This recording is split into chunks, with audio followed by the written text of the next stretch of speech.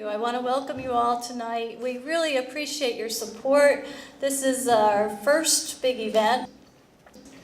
It's a hard truth that we donated 25,000 books in Philadelphia last year, but that barely scratches the surface. The need is so great. There are still over 100,000 households without books for children. Books are kind of disappearing with the internet. I think it's important to have something you can hold and touch and feel.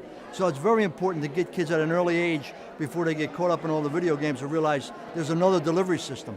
I can vividly remember my mother walking us to the library. It was a requirement. It was like eating breakfast in the morning. You had to have your library card, and you had to use that library card every week. If you can take that book under the covers and take it in the bathtub with you, take it on vacation, I think there's a certain bond with that book, and everybody remembers that first very special book. Tree Grows in Brooklyn. It wasn't my first, but it was certainly one of my favorites, yes. And then another one very seasonal for this time of year, The Witch Family.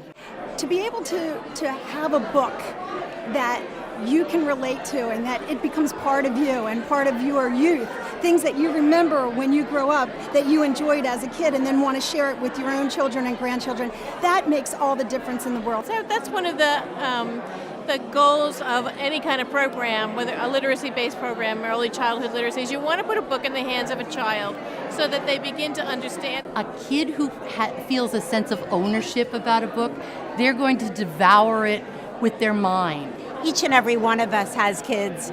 We all know that as kids in our lives, we know how important books are. We can't expect children to succeed in life unless they read and learn to love reading. A lot of the leaders of companies, certainly I, when I was a leader of a company, look for a high return on investment when we're investing in charitable causes. And the idea that every $2 gets a great book in the hands of a child, it's a tangible return. And most people have thought about the long-term benefits of actually getting kids reading younger and what that will mean for the economy in the long run and economic security in the long run, as well as just doing the right thing. I think all we need to do is grab mind share to get corporate leaders to take a long and loving look at this, and we'll get more and more support as the years go by. It's an age of cell phones, computers, and all that, but I think there's nothing like reading a book. Nothing like it.